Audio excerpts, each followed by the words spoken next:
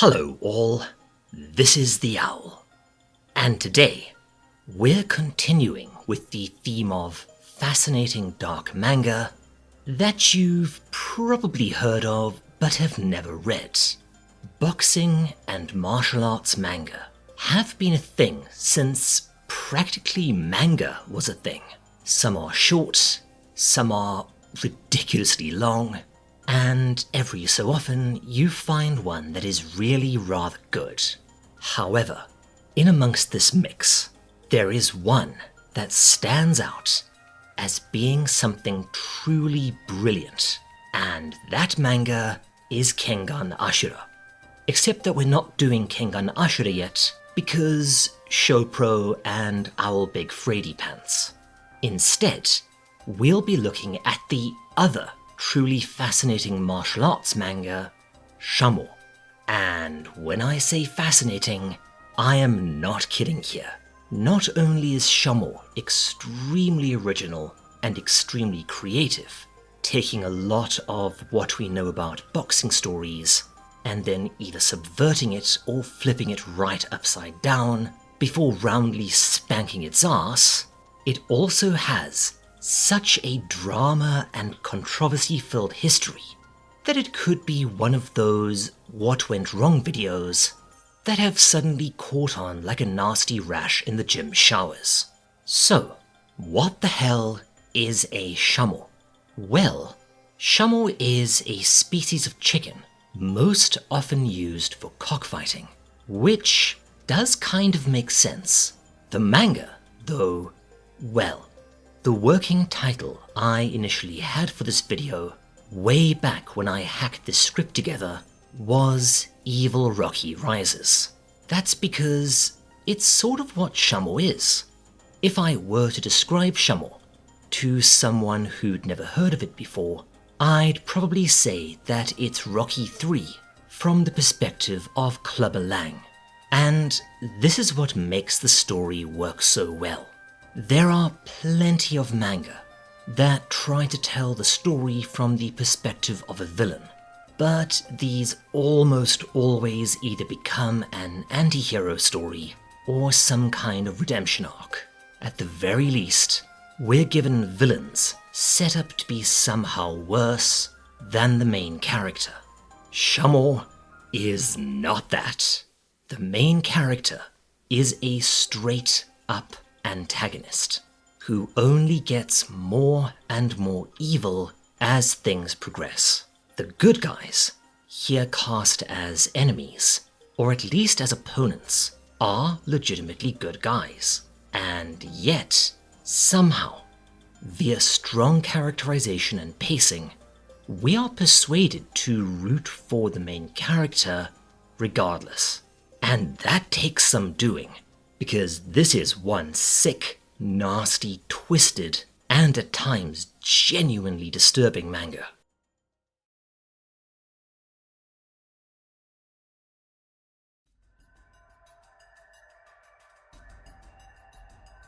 We start by meeting him, an otherwise affluent, intelligent, and urbane young man who suffered a psychotic break and murdered his parents in front of his sister. Well, that's quite an opening. He is sentenced to a brutal penal facility until he turns 18, where, yeah, the predictable nastiness happens to him, at length and in graphic detail. Be warned, there is some really unpleasant stuff at this point in the story, which causes our main character, a teenager called Rio Narushima, to completely snap and become little more than an animal. He does find solace in learning karate from this weird little bastard who looks like what would happen if Yoda had a baby with a hammerhead shark, another criminal, and the attempted assassin of the Japanese Prime Minister. Wow, did that age poorly. And Narushima discovers that he has a knack for martial arts and throws himself into it utterly. You'll note that the art in this thing is wobbly. It ranges from really, really great classic seinen visuals.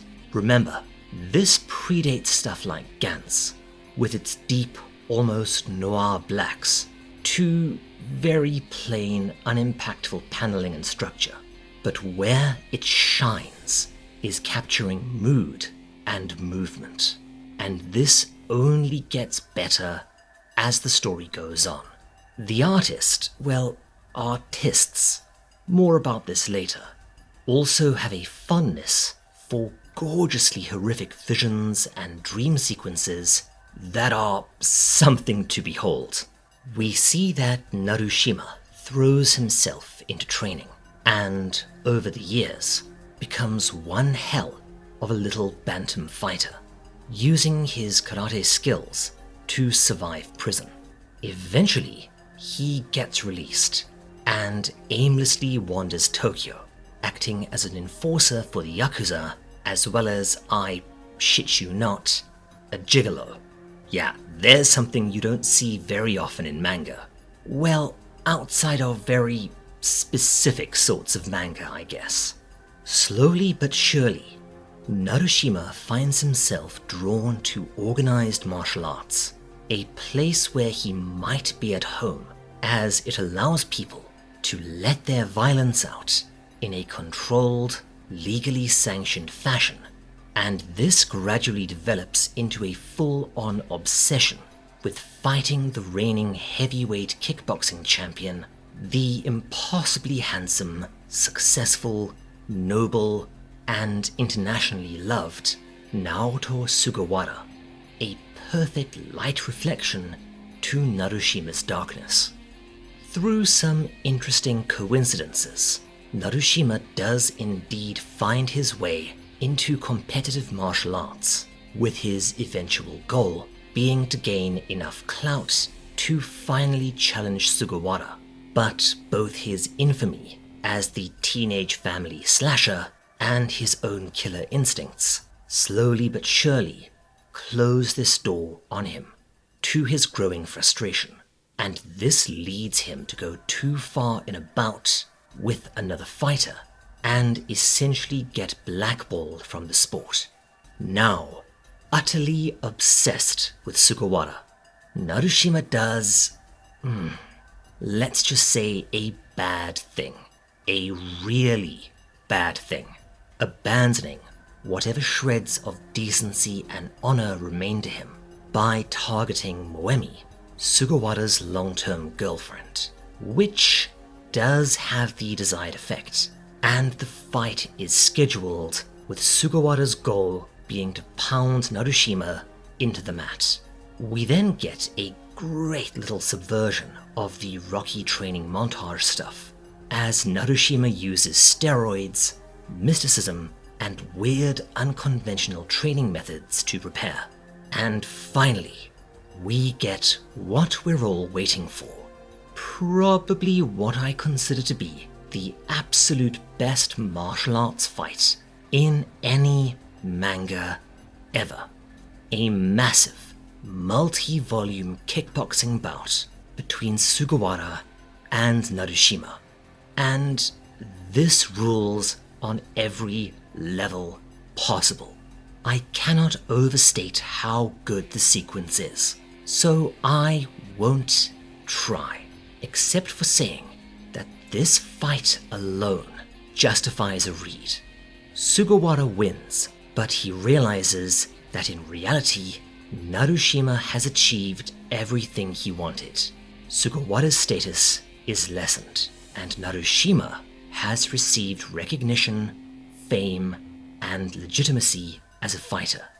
The lack of a crushing defeat means that Narushima has been rewarded for that really bad thing he did, and this causes Sugawara to fall from grace and begin stooping to Narushima's level to try and avenge a broken Moemi. This culminates in Sugawara challenging Narushima to an armed deathmatch in an ancient rotting temple. This time, Narushima is victorious, but realizes that he will now be eternally unsatisfied. In a sneak attack from behind, he permanently disabled Sugawara, destroying his entire reason for living. This would have honestly been a perfect endpoint, but the manga, which by this point had become pretty damn popular, continued. And that's where things got wild. But before we get into that cataclysm, there's one really fascinating thing about this manga that I do want to mention. See, running through the story, or at least this part of it, there is a clever and subtle subtext, and it's that of Japanese traditionalism versus modernity. Narushima represents the older, more vicious, more militant Japanese culture versus the shiny, legitimized, westernized, new Japan, represented by Sugawara. If you do read this story, please keep this in mind as you go through, because I'm really curious if you notice it too. If I ever do a deep dive on this one, I'd love to go deeper into it, because it's so interestingly done. Anyways, yeah, on to what you're probably waiting for, the drama and the downfall of this glorious nightmare. Shamo was written by Izo Hashimoto, a middling Japanese screenwriter and amateur director, with likely his most notable achievement being the script for Akira. What? That Akira? Huh. The artist, Akio Tanaka, has even less to his name, which is a pity because he's got one hell of a distinctive style. Keep in mind a lot of this is hearsay, as the Japanese media aren't quite as, well, drama-focused as the Western media. It sounds like the relationship between the artist and the writer of Shamo was pretty rocky. Lol. From word 1. See, from what I understand, Hashimoto wanted to write something very dark, very subversive, and very socially incisive, while Tanaka wanted more of a typical anti-hero martial arts seinen. Somehow, they were able to cooperate right up until the end of the first arc, or as I like to call it, real Shamo, and do a bloody good job. And then they got into a gigantic, vicious, and highly public legal pissing match regarding ownership of the manga, not dissimilar to the fall of Image Comics in the West. And this resulted in lengthy hiatuses, authorship flipping back and forth between Tanaka and Hashimoto, and oh boy, did the story suffer. Continuity breaks or straight up errors, arcs that cut off halfway through or went nowhere, nobody knowing what was canon anymore, and dramatic shifts in quality and tone. It was a huge mess. The next arc, which I think was written by Tanaka rather than Hashimoto, felt like a totally different manga, a more traditional anti-hero martial arts tale set in China. It was pretty, I'll say that much, but the story was kind of bland and mediocre, lacking any of the grit or clever subtext of the first. Then, assumably back to Hashimoto, we got the Dancer arc, which was a lot better, but the magic had been lost somewhere. All subtlety was abandoned. Subtext became supertext, as a huge international martial arts tournament saw traditionally lethal Japanese martial artists face off against the best new fighters in the world to prove whether the old ways or the new ways are better. And yeah, the theme of trying to preserve real martial arts in the face of it becoming just another sport is basically shouted from the rooftops in this section. Again, the arc is fine, but we do the whole, the traditional fighter lost by the rules, but in a real fight, he would have won, therefore he actually won thing, ad nauseum. And the arc drags on for far, far, far too long. We also get a new character, Takahara, a mysterious and quite possibly insane dance prodigy that takes to the world of martial arts, specifically to challenge, defeat, and somehow grant salvation to Narushima, culminating in, yeah, I'll give the manga this much. The fight between Takahara and Narushima is pretty damn amazing. Not quite as good as Sugawara's, but still worth reading. Again, this arc isn't terrible. The final arc, on the other hand, sucked hairy prison balls. Honestly, it came over to me as an attempt to straight up kill the series, which worked.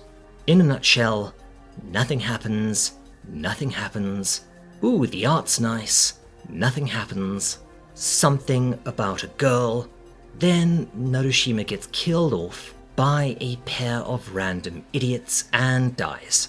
The end. Ugh. So, that's Shamo.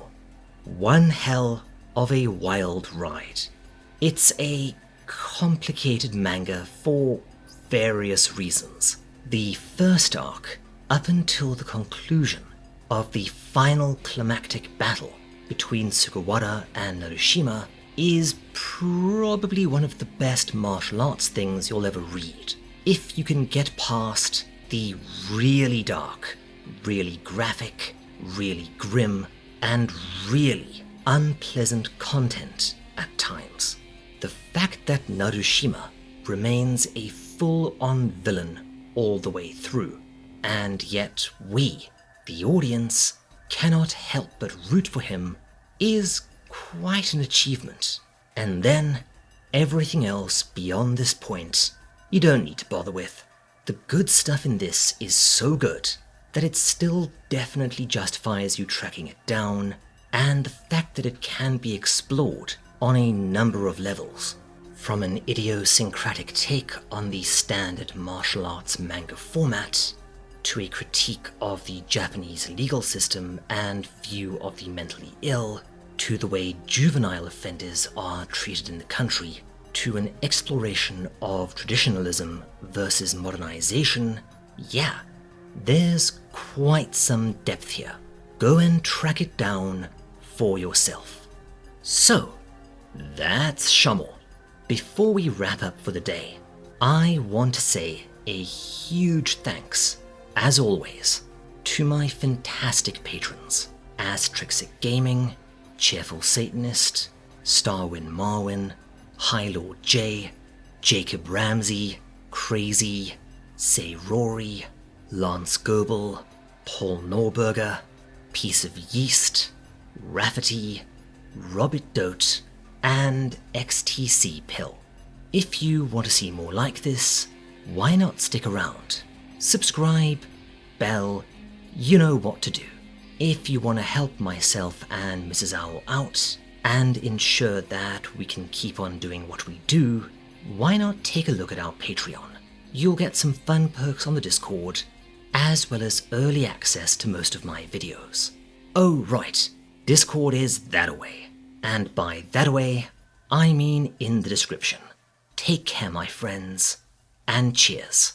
This is the Owl, signing off.